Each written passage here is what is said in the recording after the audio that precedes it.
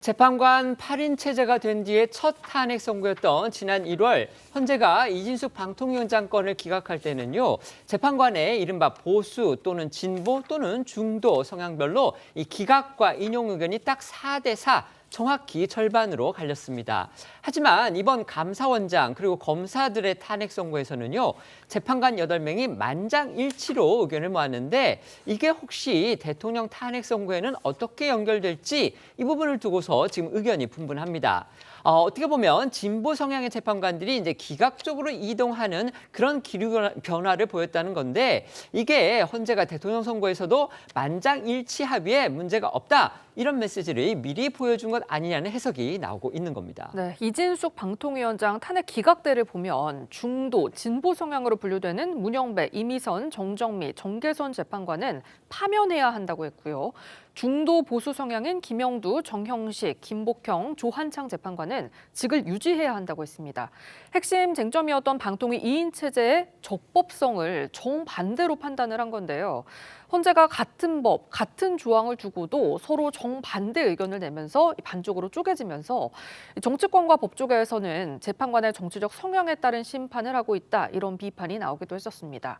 그런데 이번엔 진보 중도 성향의 재판관 4명이 최 감사원장과 검사 3명에 대해 파면을 정당화할 사유가 존재한다고 볼 수 없고 헌법과 법률을 위반한 데 해당하지 않는다고 한 이 중도 보수 재판관들과 함께 기각편에 서면서 구도가 달라진 겁니다. 이 중에서 이미선, 정정미, 정계선 재판관은 최 감사원장 사건에 헌법 및 감사원법을 어긴 건 맞지만 파면에 이를 정도로 중대하지는 않다는 결론에 영향을 주지 않는 별개의 의견을 남기는데 그쳤습니다. 결국 대통령 탄핵 선고가 가까워지니까 헌재의 판결 기류가 바뀌고 있다. 지금 이런 분석이 나오는 지점이 될 수 있겠는데요. 대통령 탄핵 심판도 결국 반대 의견 없이 전원 일치 의견으로 인용이든 기각이든 결정할 것임을 예고하는 것이 아니냐, 이런 분석이 많습니다. 법조계 일각에서는 윤 대통령 탄핵 심판 선고를 앞두고 헌재가 전원일치 의견을 만들어가는 모양새다라는 해석이 나오는데요.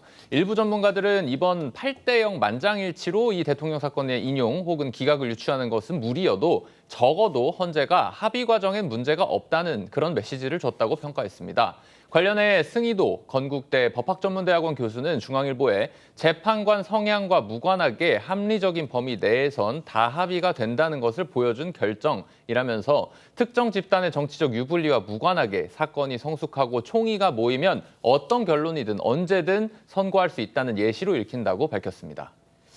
헌재의 이번 만장일치 선고가 어떤 정무적 고민에 따른 것이다, 이런 해석도 일각에서는 나오고 있습니다. 네, 이 헌법재판연구원장을 지낸 이현환 아주대 법학전문대학원 교수는요. 윤 대통령 탄핵과 이번 이 감사원장 등의 탄핵이 법적으로는 별개지만 이 탄핵을 반대하는 사람들의 분노를 어느 정도 누그러뜨리는 효과가 있을 수 있다라고 중앙일보에 밝혔습니다.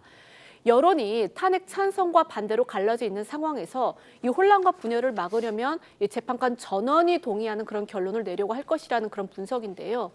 관련해 한 법조계 인사도 조선일보에 졸속 심리, 불공정 재판 진행 등 이 여러 논란을 일으킨 헌재로선 정당성 확보를 위해서라도 이 전원 일치 결론이 필요할 것이다라고 밝혔습니다.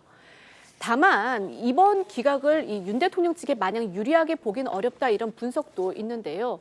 다른 고위공직자 탄핵을 기각해서 이 국정에 최소한의 안정장치를 마련하고자 하는 그런 복선이 깔려 있다는, 그러니까 이 윤 대통령 탄핵 인용을 위한 일종의 빌드업일 수 있다라는 해석도 나오고 있는 겁니다. 물론 다른 시각도 있습니다. 오히려 이번 기각 선고가 대통령 사건의 결과를 예단할 수 있는 가늠자라고 볼 수는 없다. 대통령 선고에서는 헌재의 만장일치가 나오지 않을 수도 있다, 이런 주장입니다. 네, 장영수 고려대 법학전문대학원 교수는요, 중앙일보에 탄핵 사건은 8대0 기각보다 8대0 인용이 훨씬 어렵고 대통령 탄핵 사건은 차원이 다르기 때문에 이번 8대0 기각으로 다음 8대0 인용이란 정반대 결론을 도출하는 건 불가능하다고 했는데요. 오히려 탄핵 찬반 여론이 극명하게 갈린 상황에서 일부 재판관이 전원일치 의견을 반대하고 자기 의견을 고수할 수 있다는 관측도 나오고 있습니다. 이 재판관들 의견이 쉽게 모이지 않기 때문에 합의를 이루느라 평의가 길어지면서 이렇게 선고일이 지체되는 거 아니냐 이런 해석과 일맥상통합니다. 어쨌든 헌재가 그동안 밀려있던 탄핵 심판 처리에 속도를 내는 게 결국 대통령 탄핵 심판 선고에 앞서서 뭔가를 정리하는 수순이다. 이렇게 보는 해석이 법조계에서는 지배적이긴 합니다. 감사원장과 검사 3인의 탄핵 심판 기각 처리 후에 헌재가 선입선출 원칙을 적용을 한다면 다음 순서 중에 변론이 끝난 건 윤 대통령과 한덕수 국무총리 탄핵 사건입니다. 두 건이 쟁점이 많이 겹치기 때문에 한 총리 사건을 먼저 선고하면 대통령 탄핵 심판 결론을 미리 보여줄 수 있다는 그런 우려 때문에 두 사건을 동시에 선고할 가능성까지도 거론이 되고 있습니다. 어제 감사원장 그리고 검사 3명의 탄핵 사건에서 이제 헌재 재판관들 이념적인 어떤 성향 분류와 상관없이 만장일치 결과를 냈습니다. 1월에 이진숙 방통위원장 사건에서 이념 성향에 따라서 4대 4로 이렇게 쫙 갈라졌던 그것과는 이제 다른 그런 흐름이죠. 그렇기 때문에 이걸 두고서 혹시 대통령 탄핵 선고를 앞두고서 대통령 선고도 결국은 만장일치로 가겠다는 또 그런 쪽으로 합의가 잘 이루어지고 있다라는 어떤 흐름을 헌재가 미리 보여준 거 아니냐 이런 해석이 있는 반면에 아니다. 헌재에서는 다를 것이다. 헌재 결과에서는 분명히 의견이 갈라져서 나올 것이다. 또 이런 의견도 나오고 있습니다. 어떻게 생각하십니까? 일단 뭐 이진수 방통위원장 4대 4 나왔을 때 그때 그랬습니다. 이념적으로 헌재는 갈라져 있다. 그리고 그렇기 때문에 대통령의 탄핵 심판도 이념적인 판단을 할 것이다라고 많은 사람들이 얘기를 했는데 아마 헌법재판소도 재판관들이 심리적 부담은 느낄 것 같아요. 왜냐하면 이제 대통령의 이 탄핵 심판이라는 게 엄중하고 굉장히 중요한 결정이기 때문에 이런 차원에서 아마 8대 0의 기각 결정을 보여준 게 아닌가. 그러니까 8대 0의 기각 결정은 그러니까 헌법재판소가 이념적 성향에 무관하게 판결하고 있다.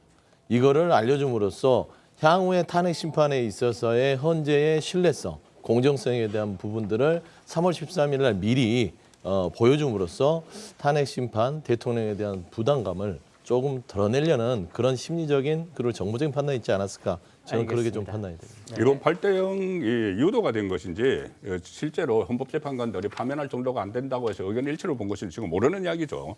그런데 지금 조금 전에도 나왔지만 정무적 판단 이야기를 하는데 헌법재판소에서 정무적 판단을 하면 안 되는 겁니다. 그리고 이것은 헌법재판관 구성의 취지에도 어긋나는 거예요.